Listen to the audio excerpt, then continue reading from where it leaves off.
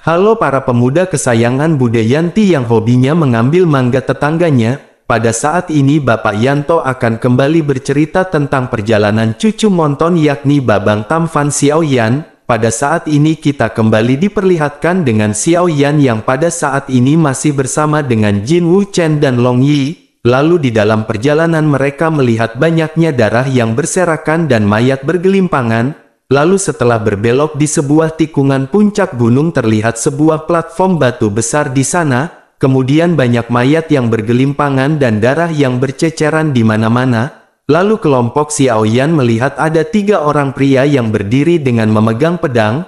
Kemudian pria ini mengenakan baju biru dan mereka pada saat ini terengah-engah. Hal ini karena baru saja mereka selesai membantai semua orang yang berada di sana. Lalu pada saat ini mereka pun segera melihat kelompok dari Xiaoyan, sehingga saraf mereka kembali menjadi tegang dan tanpa ragu mereka pun langsung segera mengayunkan pedang mereka dan menebas ke arah Xiaoyan. Melihat ketiga orang ini yang bergegas ke arah kelompok Xiaoyan, tentu saja Xiaoyan pun pada saat ini menghela nafas. Baru saja Xiaoyan menggenggam telapak tangannya dan berniat untuk bergerak. Akan tetapi sesosok telah bergegas dengan pedangnya dan menyerbu ke depan. Saat ini Jin Wuchen segera menyapu ke depan dengan kecepatan yang luar biasa, dan tanpa gerakan mewah dirinya pun segera menghindari pedang yang dilesatkan dan lengannya dengan kuat meraih salah satu leher orang tersebut. Lalu dalam sekejap mata orang yang dicekik oleh Jin Wuchen seketika berubah menjadi mayat. Setelah itu Jin Wuchen pun menginjak tanah dan sosoknya sudah berada tepat di belakang kedua orang yang tersisa. Dengan kecepatan seperti hantu tangan Jin Wuchen seketika menyayat leher keduanya. Lalu kedua orang tersebut pada saat ini berpikir sepertinya mereka telah mendapatkan lawan yang salah. Namun pada saat ini penyesalan sudah terlambat, karena akhirnya mereka pada saat ini benar-benar dipenggal oleh Jin Wuchen. Setelah ketiga orang ini berhasil diatasi oleh Jin Wuchen, dirinya pun segera mengambil cincin penyimpanan milik mereka. Setelah itu Jin Wuchen segera menoleh ke arah Xiaoyan dan Long Yi dan mengapa mereka hanya berdiri dan menonton saja. Menanggapi hal itu Xiaoyan pun hanya merentangkan tangannya dan berkata bahwa Jin Wuchen sudah menanganinya sebelum mereka sempat bergerak. Selain itu Jin Wuchen benar-benar sangat beringas dan apakah mereka masih harus membantu Jin Wuchen? Sementara itu di sisi lain Jin Wuchen pada saat ini melihat tatapan dari Xiaoyan. Dirinya sepertinya menyadari sesuatu dan berpikir bahwa Xiaoyan sepertinya ingin mengetahui identitas asli dari Jin Wuchen. Dengan melihat semua gerakannya maka Xiaoyan akan bisa membaca dari manakah Jin Wuchen berasal. Sementara itu dengan kecerdasan Xiaoyan dirinya pun tampak menyadari Jin Wuchen mengetahui niat dari Xiaoyan. Lalu Xiaoyan pun segera tertawa dan berkata bahwa dirinya hanya ingin tahu dan tidak ada hal yang lainnya. Menanggapi perkataan ini Jin Wuchen pun menghela nafas dan berkata bahwa dirinya tahu hal itu. Jin Wuchen mengingat tatapan Xiaoyan ketika menatap ke arah Dan Bingyan dan Dan Ding waktu sebelumnya. Jin Wuchen bisa merasakan ketulusan dari Xiaoyan. Akhirnya dirinya pun segera menjelaskan bahwa dirinya lahir di benua Dodi dan ayahnya adalah ras manusia sementara ibunya adalah ras iblis. Dirinya tidak memiliki leluhur yang mulia, oleh karena itu dirinya tidak akan menyebutkan nama ras miliknya. Dirinya benar-benar tidak ingin menodai reputasi dari keluarga yang dimilikinya. Meskipun begitu dirinya mewarisi darah ras manusia milik ayahnya dan dikirim ke benua tingkat rendah lainnya setelah lahir. Sayangnya fisiknya pada dasarnya aneh dan meridiannya tidak teratur sejak lahir. Meskipun begitu sudah sangat beruntung bahwa dirinya masih bisa bertahan hidup. Dan jika dirinya telah berlatih keterampilan maka dirinya secara alami akan sia-sia di dalam keluarga. Namun karena inilah dirinya dapat melakukan perjalanan keliling benua. Secara kebetulan dirinya mendapatkan beberapa petualangan dan secara perlahan dirinya menemukan jalur kultivasinya sendiri. Dengan begitu dirinya menjadi lebih kuat jika dibandingkan dengan orang yang setingkat. Setelah berhasil menerobos ke Dodi maka dirinya segera kembali ke benua Dodi. Tetapi saat ini kedua orang tuanya sudah meninggal. Dan karena dirinya sudah terbiasa bepergian oleh karena itu dirinya tidak ingin tinggal di keluarga dan dirinya segera mengembara di benua Dodi. selama pengembaraan ini dirinya benar-benar dianggap salah satu yang jenius di benua Dodi. Oleh karena itu dengan bobot skillnya dirinya memiliki wanita yang dirinya sukai dan hidupnya benar-benar berkembang ke arah yang lebih bahagia.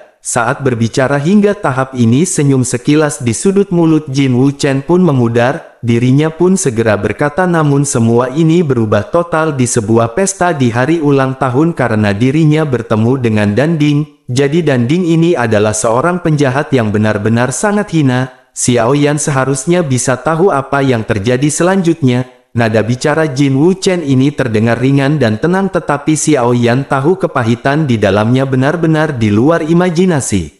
Menanggapi perkataan dari Jin Wuchen ini Xiao Yan pun mengangguk dan tersenyum. Sementara itu Jin Wuchen pun lanjut menjelaskan dirinya berkata karena perselisihan dengan Danding dirinya akhirnya ditendang keluar oleh pasukannya setelah pertimbangan berulang kali. Dirinya mengetahui bahwa tidak ada kekuatan yang akan mau melawan raksasa dari Pil Hall. Xiao Yan pun terus mendengarkan cerita dari Jin Wuchen. Setelah itu Xiao Yan pun segera bertanya, apakah Jin Wuchen akan terus bertahan seperti ini? Menanggapi hal itu Jin Wuchen pun segera berkata bahwa dirinya akan melakukan perlawanan. Jika terus berdiam diri maka itu bukanlah gaya dari Jin Wuchen. Namun meskipun begitu di hadapan Pil Palace yang raksasa kemarahan dari Jin Wuchen ini seperti telur yang menabrak batu besar. Menanggapi hal itu Xiao Yan pun segera berkata, tampaknya ini adalah kesempatan yang sangat bagus atau sepertinya ini adalah salah satu kesempatan dari Jin Wuchen makanya dirinya datang ke sini. Jin Wuchen pun mengangguk dan berkata tapi dirinya tidak menyangka bahwa saudara perempuan jenius dari Danding yang tidak tertandingi juga akan datang kali ini. Jin Wuchen pada saat ini hanya tersenyum dan menunduk dengan kepahitan di hatinya. Xiao Yan pun segera menghibur Jin Wuchen dan berkata, mungkin masih ada kesempatan, di sini tidak peduli siapapun itu maka ada kemungkinan jatuh kapan saja. Mendengar hal itu Jin Wuchen pun menggelengkan kepalanya dengan rasa terima kasih kepada Xiao Yan. Setelah itu dirinya pun segera berkata bahwa dirinya tidak tahu apakah itu keberuntungan ataukah kesialan karena bertemu dengan Xiao Yan. Sekarang dirinya bisa melindungi Xiao Yan tetapi tidak ada yang tahu di depan apakah dirinya akan bisa melindungi Xiao Yan atau tidak. Sejak awal Jin Wuchen percaya bahwa Xiao Yan dan Long Yi membutuhkan perlindungan dari Jin Wuchen. Alasannya benar-benar sangat sederhana, karena Jin Wuchen pada saat ini melihat Xiao Yan dan Long Yi tampaknya tidak kuat sama sekali. Sementara itu di sisi lain pada saat ini Xiao Yan segera menggelengkan kepalanya. Xiao Yan berkata agar Jin Wuchen jangan berbicara seperti itu. Mereka bisa bergabung bersama menghadapi semua musuh yang ada. Terlebih lagi kekuatan macam apa yang Jin Wuchen memiliki sekarang ataukah Jin Wuchen pada saat ini sendirian. Jin Wuchen pun segera berkata bahwa dirinya bergabung ke sebuah organisasi misterius, sebuah organisasi yang sangat besar dan gelap bejat dan dipandang rendah oleh orang luar. Oleh karena itu dirinya tahu banyak tentang hal-hal dan sisi gelap di benua Dodi. Berbicara di tahap ini Jin Wuchen pun tiba-tiba menjadi serius. Dirinya pun segera menatap tajam ke arah Xiao Yan dan berkata, jangan harap dirinya akan mengungkapkan cerita di dalam organisasinya kepada Xiao Yan. Dirinya tahu Xiao Yan pada saat ini pasti penasaran dengan apa yang baru saja disebutkan Jin Wuchen.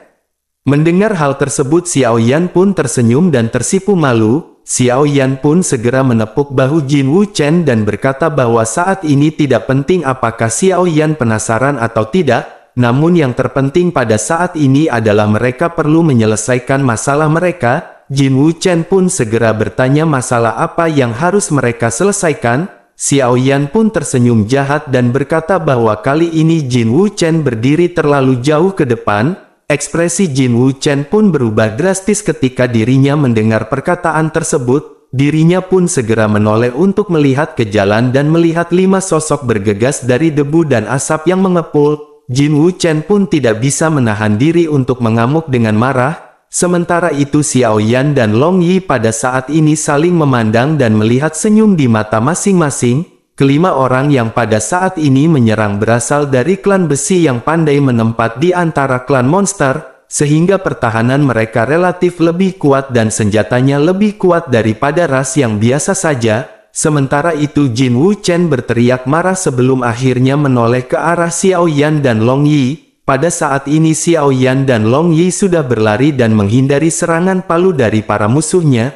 Melihat kecepatan dari Xiao Yan dan Long Yi pada saat ini, dada dari anggota klan besi terasa sedikit mati rasa karena terkejut. Pada saat ini Xiao Yan dan Long Yi mengeluarkan kemampuannya, sehingga Long Yi pun berhasil menghabisi salah satu anggota dari klan besi ini. Sementara itu Xiao Yan juga pada saat ini sudah berada tepat di salah satu anggota dari klan monster besi. Xiao Yan pun segera melesatkan tendangannya hingga akhirnya Xiao Yan membanting salah satu orang anggota dari klan monster besi ini ke tanah. Setelah itu Xiao Yan melesatkan pukulan ke dadanya dengan keras dengan tangannya, sehingga teriakan melengking yang menyedihkan pun seketika terdengar. Lalu bersamaan dengan pukulan Xiao Yan yang terjatuh, percikan kembang api segera melonjak kemana-mana. Xiao Yan pun menggelengkan kelapanya sebelum akhirnya tersenyum kepada Jin Wuchen.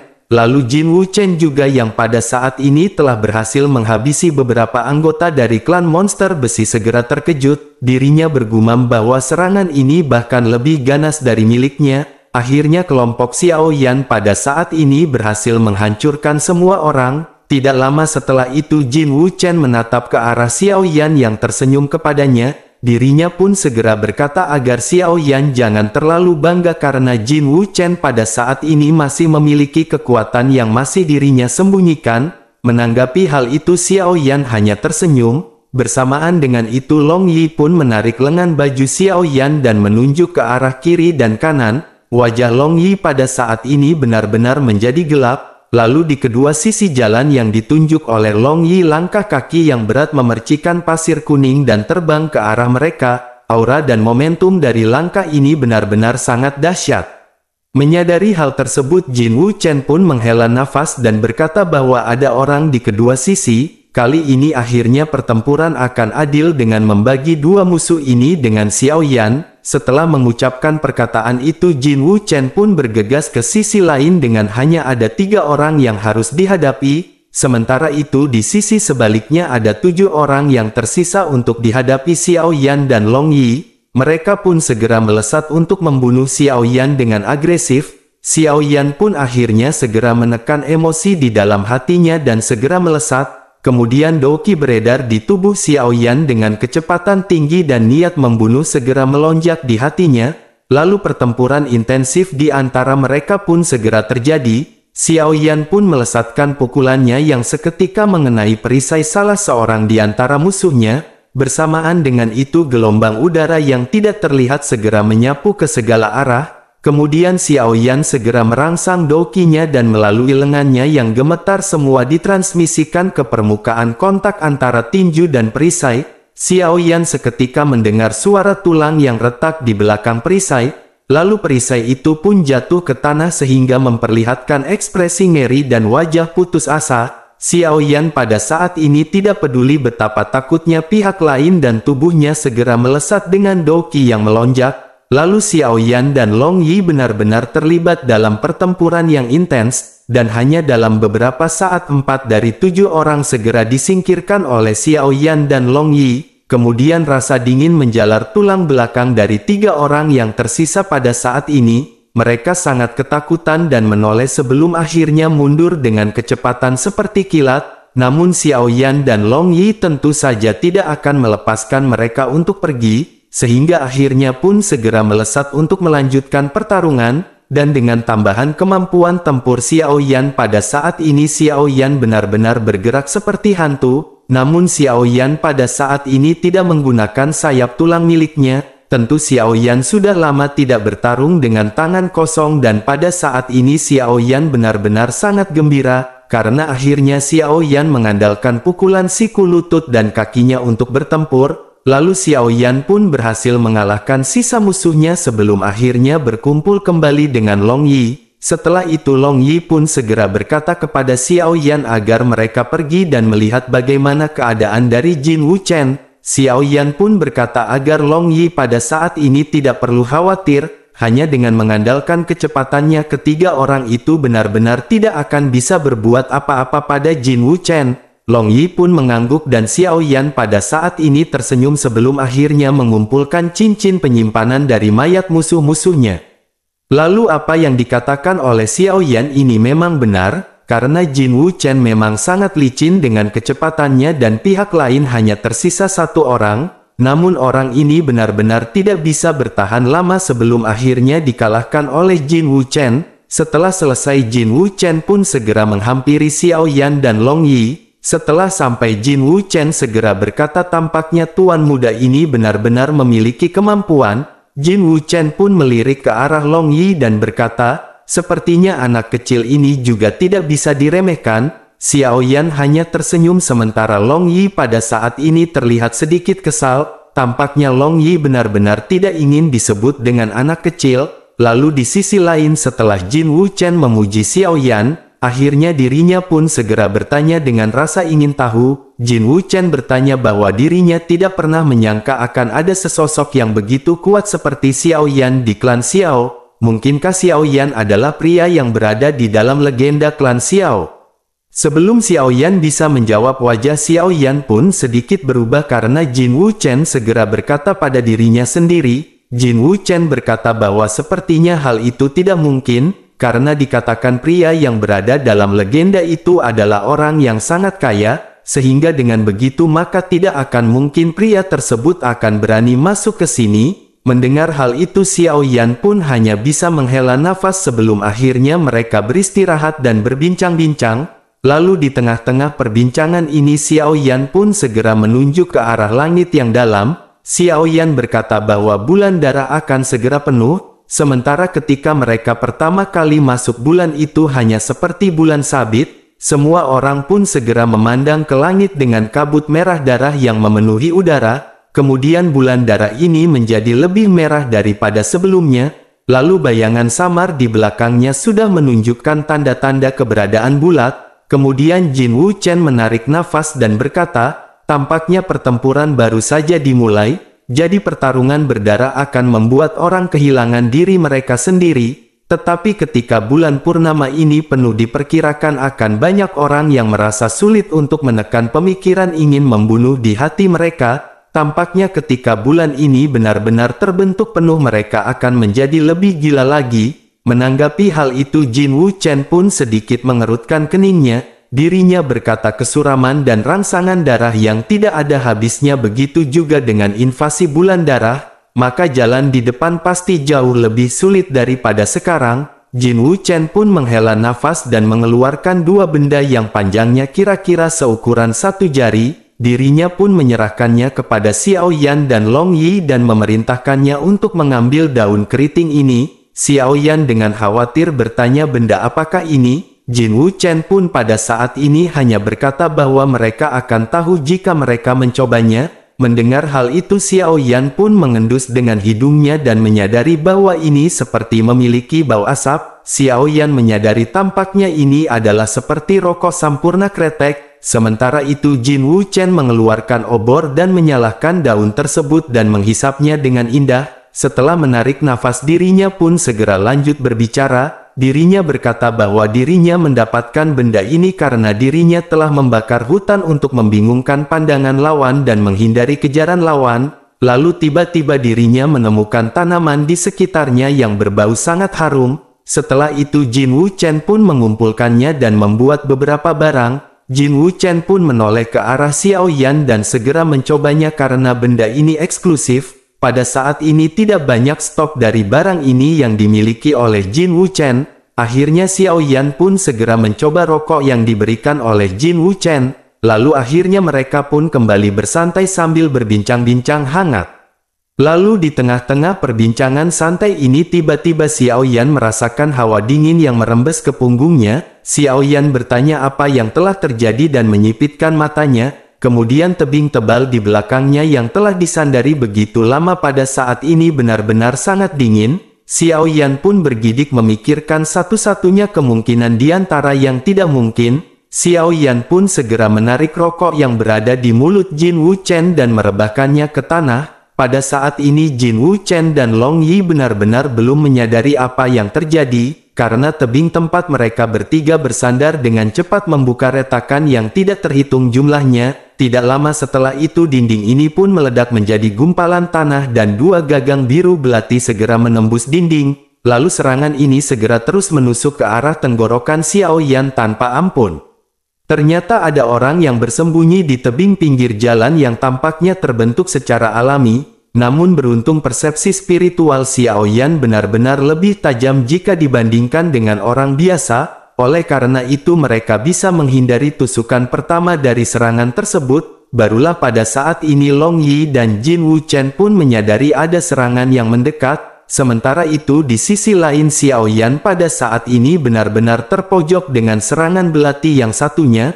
Lalu Long Yi dan Jin Wuchen yang tersadar pada saat ini segera berteriak dengan marah dan melesat ke arah Xiao Yan bermaksud untuk membantu. Saat belati ini hendak menembus ke dada belakang Xiao Yan, justru telapak tangan Xiao Yan pun segera berbalik ke samping dan dokinya tiba-tiba melonjak. Xiao Yan pun segera melesat ke samping sejauh 2 meter dan belati yang tajam itu pun segera melewati Xiao Yan. Kemudian Xiao Yan pun segera menstabilkan tubuhnya dan pada saat ini kemarahan segera melonjak di dalam hati Xiao Yan. Sementara itu Long Yi dan Jin Wuchen pada saat ini sudah mengepung kelompok yang baru saja menyerang.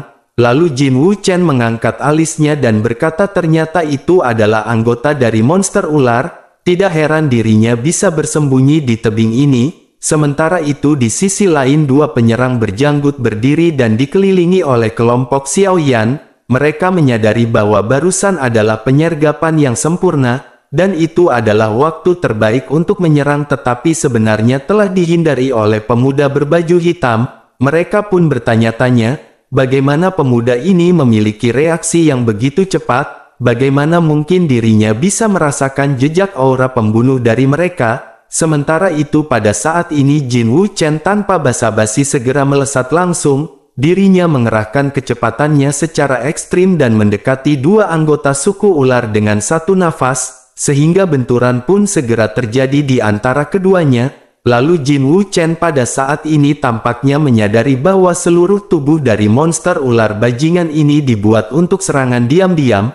Pada saat ini Jin Wuchen benar-benar berbenturan dengan intens, lalu Jin Wuchen pun sedikit mundur dan bersamaan dengan itu salah seorang anggota dari klan monster ular pun tertawa. Jin Wuchen juga pada saat yang bersamaan tertawa pada saat ini. Jin Wuchen tertawa bukan karena tidak berdaya tetapi karena telah memiliki konspirasi yang berhasil. Jin Wuchen sepertinya telah menunggu saat-saat ini. Lalu di tangan Jin Wuchen yang tampaknya berada di luar jangkauan sebuah cahaya dingin tiba-tiba melonjak. Kemudian cahaya itu pun dengan cepat berlalu dan anggota dari klan monster ular pun segera menutupi tenggorokannya dengan tangan kirinya. Dirinya pun sakit dan seketika menunjuk ke arah Jin Wuchen dengan tangan kanannya dengan tidak percaya. Kemudian tubuhnya perlahan lemas di tanah seperti genangan lumpur. Tentu semua ini terjadi dalam sekejap mata dan pertempuran berakhir sebelum anggota monster ular lainnya dapat bereaksi untuk membantu rekannya. Anggota lain dari klan monster ular menarik nafas dalam-dalam dan menyadari bahwa dirinya telah meremehkan kekuatan 3 orang di hadapannya. Lalu tiba-tiba dirinya merasa nafasnya menjadi sulit dan tubuhnya mulai sedikit bergetar. Dan dalam pandangan anggota dari klan monster ular ini Jin Wuchen seharusnya menjadi yang terkuat dari ketiganya, sehingga dirinya berpikir selama serangan diam-diam ini berhasil melukai sisanya maka masih ada harapan untuk selamat dari situasi putus asa ini. Namun baru saja dirinya berpikir seperti itu dirinya pun tidak berharap bahwa sosok lainnya segera melesat ke arahnya. Lalu aura membunuh dari Xiao Yan dan Long Yi pada saat ini melonjak ketika mereka menyerang.